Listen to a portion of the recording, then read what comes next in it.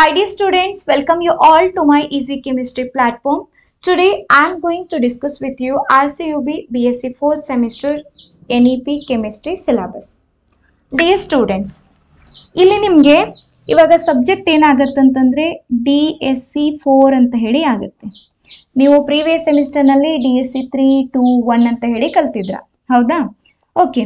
So similarly as usual pattern internal assessment marks ಬಂದ್ಬಿಟ್ಟು 40 marks ಆಗುತ್ತೆ, theory marks ಬಂದ್ಬಿಟ್ಟು 60 marks ಆಗುತ್ತೆ, ಪ್ರಾಕ್ಟಿಕಲ್ ಮಾರ್ಕ್ಸ್ ಬಂದ್ಬಿಟ್ಟು 50 ಮಾರ್ಕ್ಸ್ ಆಗುತ್ತೆ. ಅದರಲ್ಲಿ ಫಸ್ಟ್ ಹಾಫ್ 25 ಮಾರ್ಕ್ಸ್ ಆದರೆ ಸೆಕೆಂಡ್ ಹಾಫ್ ಏನಾಗುತ್ತೆ ಅಂತಂದರೆ 25 ಮಾರ್ಕ್ಸ್ ಆಗುತ್ತೆ. ಸೊ ಸಿಮಿಲರ್ ಪ್ಯಾಟರ್ನ್ ಇದೆ. ಓಕೆ. ಸೊ ಇವಾಗ ಸಿಲೆಬಸ್ ಅನ್ನು ನೋಡೋದಾದ್ರೆ ಯೂನಿಟ್ 1 ಏನಿದೆ ಅಂತಂದರೆ ಸೆಪರೇಷನ್ ಮೆಥಡ್ಸ್ ಅಂತ ಹೇಳಿದೆ. ಇದರಲ್ಲಿ ಫಂಡಮೆಂಟಲ್ಸ್ ಆಫ್ ಕ್ರೊಮ್ಯಾಟೋಗ್ರಫಿ ಅಂತ ಹೇಳಿ ಬರುತ್ತೆ. That is general description, definition, terms and parameters used in chromatography, classification of chromatographic methods, criteria for selection of stationary and mobile phase, nature of adsorbents, principles of paper, thin layer, column chromatography, column efficiency, factors affecting the column efficiency, Van Dimter equation and its modern version. Next, paper chromatography theory ಮತ್ತು applications ಬರುತ್ತೆ. ಸ್ವಲ್ಪ ಇದೆಲ್ಲ ನಿಮಗೆ ಹೊಸದಾಗಿರೋದ್ರಿಂದ ಈ concept ಮೇಲೆ ಜಾಸ್ತಿ ಏನು ಮಾಡಬೇಕಂತಂದರೆ focus ಮಾಡಬೇಕಾಗತ್ತೆ. ಆಮೇಲೆ ಥಿನ್ ಲೇಯರ್ ಕ್ರೊಮ್ಯಾಟೋಗ್ರಫಿ ಬಗ್ಗೆ ಡೀಟೇಲ್ ಆಗಿ ಕಲಿಬೇಕಾಗತ್ತೆ. Mechanism, RF value, efficiency of TLC plates, development, spray reagents, identification and detection, qualitative applications. After that solvent extraction, types, batch, continuous, efficiency, selectivity, distribution coefficient, factors affecting the partition, relationship between percentage extraction and volume fraction, numerical problems on solvent extraction of iron and copper. Last sub concept ಏನು ಬರುತ್ತೆ ಅಂತಂದರೆ ion exchange chromatography ಬರುತ್ತೆ.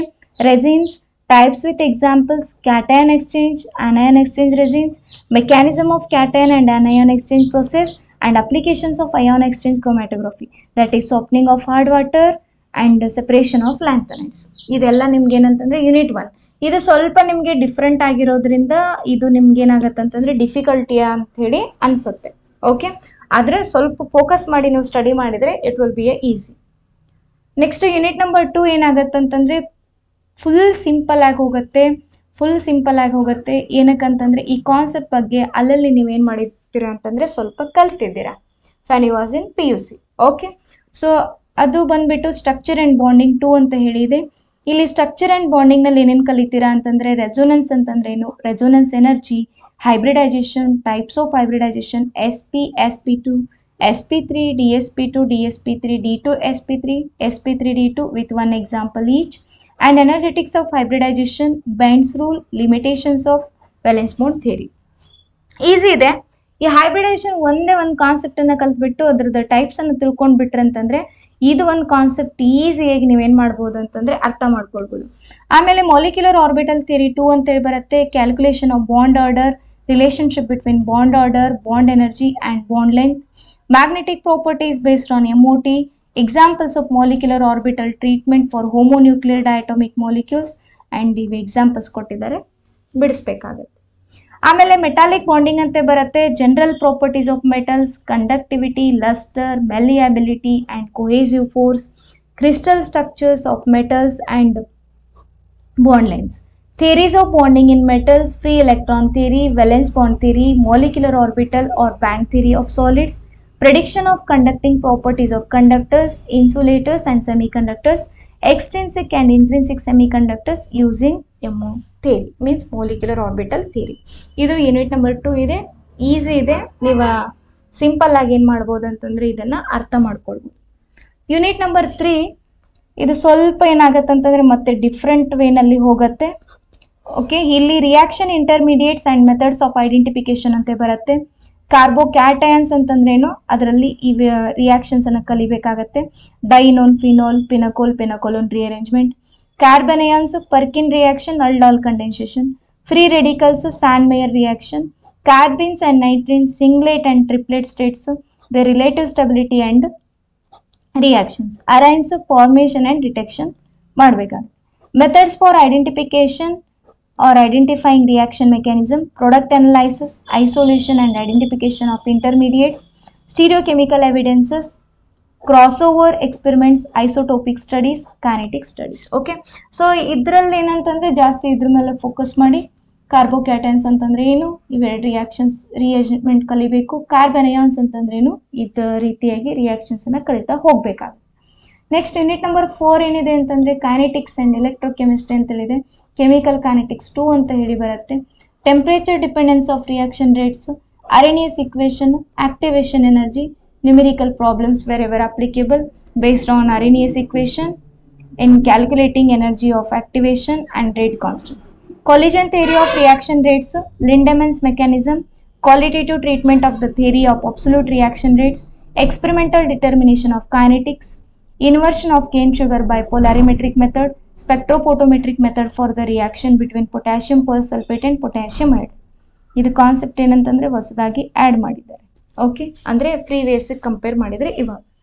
Next electrochemistry, Arrhenius theory of electrolytic dissociation, merits and demerits, conductance, specific conductance, equivalent and molar conductivity and their variation with dilution. Molar conductivity at infinite dilution, numerical problems wherever applicable. Kohlrausch law of independent migration of ions and its applications, Debye-Hückel-Onsager equation, ionic mobility, its determination, transference numbers and their relativity to ionic mobilities, determination of transference numbers using Hitop's and moving boundary method. It is important in this concept. Okay, so applications of conductance measurements, degree of dissociation of weak electrolyte, ionic product of water, solubility and solubility product of sparingly soluble salts, conductometric titrations, that is acid base titrations only, hydrolysis constants of salts, numerical problems. So this is regarding to the unit number 4. ಇದರಲ್ಲಿ 50-50 ಅಂತ ಹೇಳಿ ಹೇಳ್ಬೋದು. Okay, so 50-50 chances ಇದೆ, ಅಂದರೆ ಅಷ್ಟೇ simple ಆಗಿದೆ, ಅಷ್ಟೇ difficult ಆಗಿನೂ ಕೂಡ ಇದೆ. ಇಲ್ಲಿ ರೆಫರೆನ್ಸ್ ಬುಕ್ಸ್ ಕೊಟ್ಟಿದ್ದಾರೆ ನಿಮಗೆ. ಪೀಟರ್ಸ್ ಅಟ್ಕಿನ್ಸ್ ನೀವು ಏನು ಮಾಡ್ಬೋದು ಅಂತ ರೆಫರ್ ಮಾಡ್ಬೋದು ಫಿಸಿಕಲ್ ಕೆಮಿಸ್ಟ್ರಿಗೆ. ಪೂರಿ ಶರ್ಮಾ ಪತಾನಿಯ ರೆಫರ್ ಮಾಡ್ಬೋದು.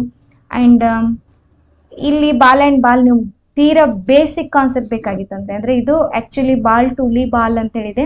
ಕಾಮನ್ ಆಗಿ ನಾವು ಇದಕ್ಕೆ ಬಾಲ್ ಆ್ಯಂಡ್ ಬಾಲ್ ಅಂತ ಹೇಳಿ ಕರಿತೀವಿ. ಬಟ್ ಆಲ್ಮೋಸ್ಟ್ ಏನಂತಂದರೆ ಇದು 3 ರೆಫರೆನ್ಸ್ ಬುಕ್ಸ್ ಏನಿದೆ ಅಂತಂದರೆ ಈಸಿ ಆಗಿರುವಂಥ ಲ್ಯಾಂಗ್ವೇಜಸ್ನಲ್ಲಿ ನಿಮಗೆ ಅವೈಲೇಬಲ್ ಇರೋದ್ರಿಂದ ನೀವು ಅದನ್ನು 3 ಏನು ಮಾಡ್ಬೋದು, ರೆಫರ್ ಮಾಡ್ಕೊಳ್ಬೋದಾಗಿದೆ. ಓಕೆ, ಸೊ ನಿಮಗೆ ಅವೈಲೇಬಲ್ ಇಲ್ಲ ಅಂತಂದರೆ ನಾನು ಏನು ವಿಡಿಯೋಸ್ ಮಾಡ್ತಿರ್ತೀನಲ್ಲ, ಅದು ಈ ಎಲ್ಲ ರೆಫರೆನ್ಸ್ ಬುಕ್ಸನ್ನೇ ರೆಫರ್ ಮಾಡಿಕೊಂಡು ಸಿಂಪಲ್ ಆಗಿರುವಂಥ ಕಾನ್ಸೆಪ್ಟನ್ನು ತೊಗೊಂಡು ನಾನು ನಿಮಗೆ ಟೀಚ್ ಮಾಡ್ತಾ ಇರ್ತೀನಿ. ನೀವು ಅದನ್ನು ಫಾಲೋ ಮಾಡ್ಬೋದು. ಇನ್ನು ಪ್ರಾಕ್ಟಿಕಲ್ ಬಂದುಬಿಟ್ಟು ನಿಮ್ಗೆ ಏನಿದೆ ಅಂತಂದರೆ ಸಿಂಪಲ್ ಆಗಿದೆ. ಪ್ರಾಕ್ಟಿಕಲ್ಸು ತುಂಬಾ ಈಸಿಯಾಗಿದೆ. Qualitative semi micro analysis of mixers containing 2 anions and 2 cations ಅಂತ ಹೇಳಿದೆ. ಅಂದರೆ ನೀವು PUC ನಲ್ಲಿ ಮಾಡಿರ್ತೀರ, ಒಂದು ಆನಯಾನು ಮತ್ತು ಒಂದು ಕ್ಯಾಟಯಾನ್ ಕಂಡುಹಿಡಿಯುವಂಥದ್ದು. ಇಲ್ಲೇನು ಮಾಡಬೇಕಂತಂದರೆ 2 ಕ್ಯಾಟಯಾನ್ಸ್ 2 ಆನಯಾನ್ಸ್ ಕಂಡುಹಿಡಬೇಕಂತಂದರೆ ನಿಮ್ಗೇನು ಕೊಟ್ಟಿರ್ತಾರೆ, ಮಿಕ್ಸರ್ಸನ್ನು ಕೊಟ್ಟಿರ್ತಾರೆ. ಓಕೆ, ಆಮೇಲೆ ಪಾರ್ಟ್ ಬಿ ಪ್ರಾಕ್ಟಿಕಲನ್ನು ಕೂಡ ಏನಂತಂದರೆ ನಿಮಗೆ ಈಸಿಯಾಗಿದೆ. ಇದರಲ್ಲಿ ನೀವು ಎಲ್ಲನೂ ಮಾಡ್ಕೊಳ್ಬೋದು. ನಿಮ್ಮ ಕಾಲೇಜಸ್ನಲ್ಲಿ ಯಾವ ರೀತಿಯಾಗಿ ಮಾಡಿಸ್ತಾರಲ್ಲ ಅದ್ರ ಮೇಲೆ ಡಿಪೆಂಡ್ ಆಗಿದೆ.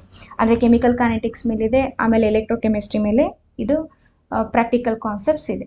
ಓಕೆ, ಸೊ ಇದೆಲ್ಲ ನಿಮ್ಗೆ ಏನಂತಂದರೆ BSc 4th ಸೆಮಿಸ್ಟರ್ನಲ್ಲಿ ಬರುವಂಥ ಕಾನ್ಸೆಪ್ಟ್ಸ್ ಆಗಿದೆ. ನಿಮ್ಮ ಫ್ರೆಂಡ್ಸ್ ಜೊತೆಗೂ ಕೂಡ ಏನು ಮಾಡಿ ಅಂತಂದರೆ ವಿಡಿಯೋವನ್ನು ಶೇರ್ ಮಾಡಿ, ರೆಗ್ಯುಲರ್ ಆಗಿ ಚಾನಲನ್ನು ವಿಸಿಟ್ ಮಾಡ್ತಾ ಇರಿ. Thank you.